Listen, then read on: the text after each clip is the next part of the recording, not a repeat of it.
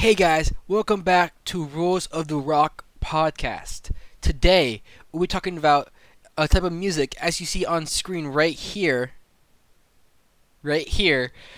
rock and roll. Now, rock and roll was a very influential type of music of its time in the 50s and 60s. Now, rock and roll needed someone to lead the way and make it the powerhouse of music as it was. And that person was not just one person, it was two people who were the founding fathers of rock. Now, these two people are Chuck Berry and Little Richard. These two people made amazing music for their time. And now let's get off and start off with Chuck Berry right here. Now, as a kid, Chuck Berry was born to a family with a mother and father, with his mother being a principal for a school and his father being a church deacon slash contractor. Now, Chuck Berry loved music and was able to show it off too in school while playing jazz for a talent show for the school that his mother owned. During this talent show, he played really well with his friends in the band that they created for this, making amazing music also there too, singing it so well. But sad to say, in 1944, years later, as a teenager, Chuck Berry was arrested. He was arrested because he robbed a few stores, and that in a few incidents that led the way that didn't help at all, didn't help either. But it was a great opportunity for him because in jail, Chuck Berry met a few people and made a band with them. In jail, they played gigs inside the jail and actually were so good that the authorities actually allowed them sometimes to go and play gigs outside of jail. In 1947, a few years later, at the age of 21, he was finally released from jail. And then, in the mid 1950s, he went out on a road trip to go find a record label to hook him up and make a contract with him. He did find that record label. In May 1st, he made a contract with Chess, the record label, and started producing songs. And not even a full month later, he made an amazing song like Maybelline. Maybelline was such a huge hit of its time that it reached number one on the charts very fast and cemented rock and roll to the world. Now, he also made other amazing songs like Johnny B. Good and many more, with all of them being amazing too. So, now, let's talk about the next man, a founding father of rock, Little Richard, right here.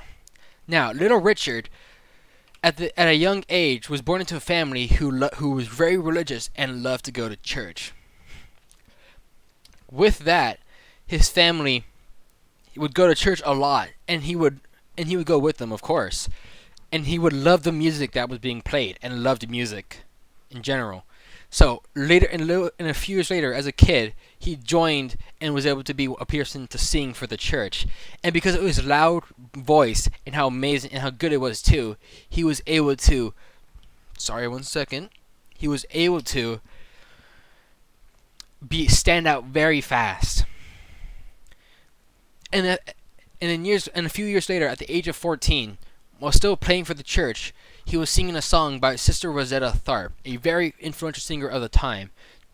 Rosetta Tharpe actually heard him play at the church and actually asked him after if she can join him and open for her for one of her shows.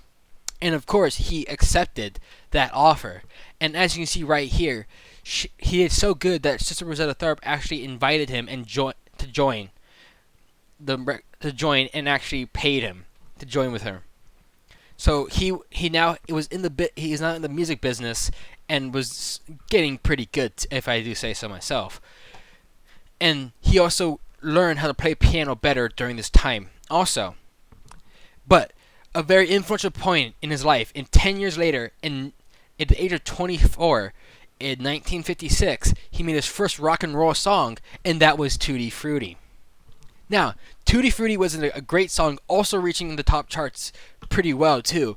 And he also made amazing other songs like Lucille and many more. So, these two were great for the scene and produced a lot of amazing music for rock and roll. With the songs like Johnny Be Good from from Chuck Berry, making it really popular with white teenagers who just wanted to go ride in their cars and listen to some amazing music. These songs would make people want to get up and dance pretty easily, and which made them a household name. So, but what really showed that rock and roll became even bigger than of its time was one interview with a singer on TV.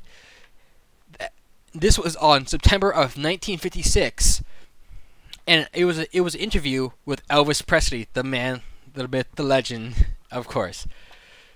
Elvis Presley on this show made a huge controversy with what he did while singing on stage. While singing for the interview, he was gyrating his hips, as you can see right here, and that really caused an outrage with a lot of parents, which actually made rock and roll spread across the country even faster.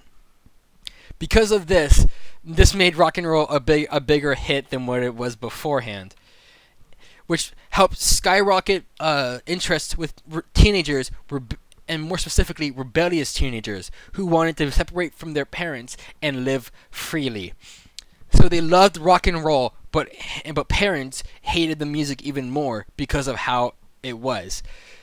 This music really shone and made people want to just get up and dance and have fun. This type of music was huge of its time, and I'm happy to say that this was amazing stuff, and I wish I could have been there for this. No, thank you very much for the time and listening to this podcast. Have a good day, everyone. Good night.